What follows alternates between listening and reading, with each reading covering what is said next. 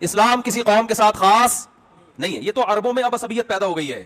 خلافت عثمانیہ کا جب خاتمہ ہوا نا تو وہ عربیت کی بیس پہ ہوا, اسلام کی بیس پہ نہیں, کیونکہ اسلام کی بیس پہ اس خلافت کو ختم کرنا ممکن نہیں تھا. کیا ہو گیا بھائی اسلام کی بیس پہ خلافت عثمانیہ سے بغاوت کا کوئی تک بنتا نہیں تھا کہ بھائی اسلام تو بغاوت کو حرام کہتا ہے حکومت کے خلاف. نبی صلی اللہ علیہ وسلم نے فرمایا مسلمانوں کا جب کوئی خلیفہ ہو اس کے خلاف جو بھی کھڑا ہو, صحیح مسلم کی حدیث ہے, اسے قتل کر دو کائن من کان, جو بھی ہو, کتنا نیک, چاہے عربی ہو چاہے اجمی ہو چاہے بہت کیسا ہی, مسلمانوں کا اتحاد پارا پارا نہیں ہونا چاہیے.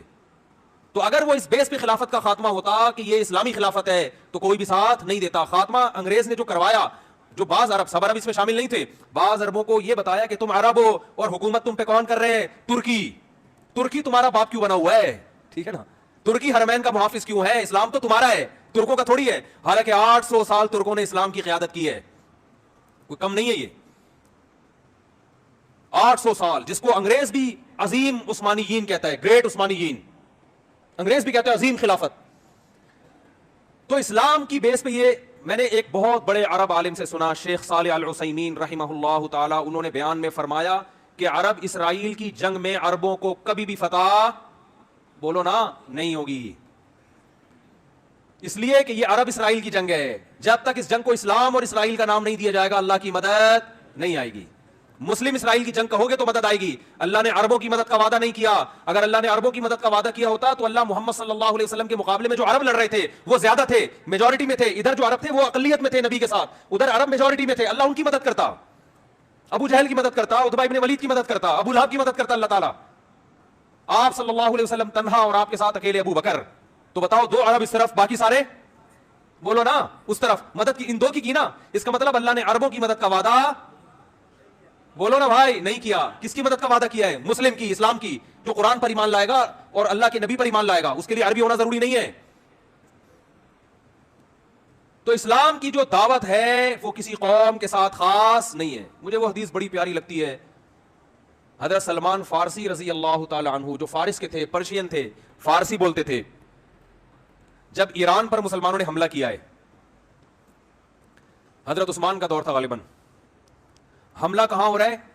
ایران پر.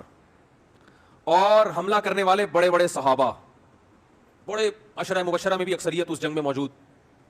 کمانڈ کرنے والے سلمان فارسی. نہیں آ رہی بات؟ حملہ کس پہ کر رہے ہیں؟ اپنے ملک پہ. کس پر؟ ایران پر. صحابہ نے آپ سے اجازت مانگی کہ آپ ہمیں اجازت دیں ہم اٹیک کریں.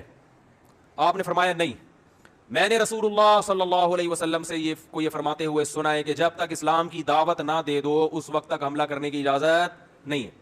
تو حضرت سلمان فارسی اپنی قوم پر حملہ کس کے خلاف ہو رہا ہے؟ بولو نا یار, کیا ہو گیا بھائی, بولنے میں کوئی پابندی ہے؟ مجھے بھی, میں بھی تو چیخ رہا ہوں نا, تھوڑا سا آپ چیخ لیں. اپنی قوم کے خلاف لڑائی. تو لڑائی سے پہلے اپنی قوم کے پاس دعوت لے کر گئے.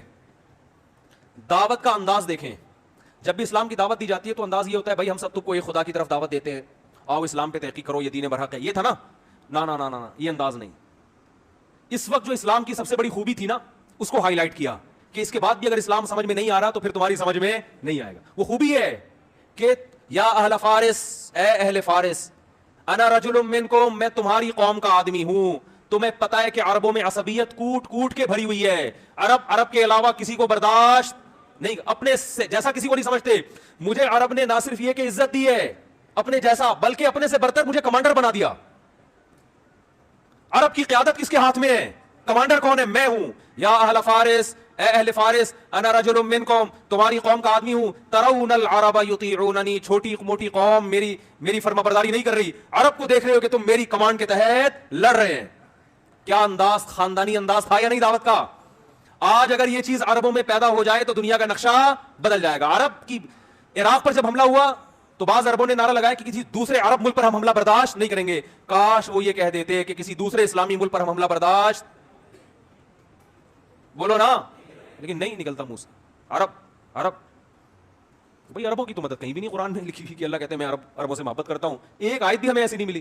یہ جو حدیث ہے کہ عربوں سے محبت کرو اس لیے کہ قرآن عربی, حدیث من گھڑت ہے. ٹھیک ہے, ہم پھر بھی فضیلت کے قائل ہیں کہ اسلام آپ میں پہلے آیا, آپ نے دنیا کی قیادت کی, اس بیس پر ہم عزت دیں گے آپ کو. لیکن اللہ کی طرف سے مدد اس بیس پہ نہیں آئی. جب بنو عباس کی خلافت کا، اسلام میں 2 خلافتیں عربوں کی آئی ہیں اور تیسری خلافت اجمیوں کی. بنو امیہ کی خلافت ختم، پھر بنو عباس کی خلافت جب ختم ہوئی تھی اسلام تباہ ہونے والا تھا، لیکن ترک کھڑے ہوئے اور اللہ نے ان کے ذریعے اسلام کو دوبارہ زندہ کیا. اور یورپ کی آنکھوں میں آنکھیں ڈال کے بات کرتے تھے. اس وقت بیت المقدس محفوظ تھا. ترک خلیفہ سے اسرائیل نے بیت المقدس کی تھوڑی سی زمین مانگی تھی. ترک خلیفہ نے کہا تھا کہ مٹی لے جانے کی بھی اجازت نہیں، زمین تو دور کی بات، یہاں سے مٹی شاپر میں ڈال کے لے جانے کی بھی اجازت نہیں. اس وقت ہم اس قابل تھے کہ آنکھوں میں آنکھیں ڈال کے بات کرتے، اس لیے کہ اس وقت یہ جنگ عرب اسرائیل نہیں تھی بلکہ مسلم اور، بولو نا بھائی، اسرائیل. لوگ کہتے ہیں عرب جو ہے نا اسرائیل کو تسلیم کر رہے ہیں، تو بھائی کرنے تو عربیت کی بیس پہ کر رہے ہیں، اسلام کی بیس پہ نہیں ہوگا. پاکستان اسلام کے نام پہ بنا ہے، عربیت کے نام پہ نہیں بنا، اس لیے پاکستان ابھی تک اسرائیل کو تسلیم نہیں کر رہا ہے اور انشاءاللہ نہیں کرے گا. اور اگر حکمران کرنے کی کوشش کریں گے تو ہم کرنے نہیں دیں گے انشاءاللہ. بیس اسلام ہے.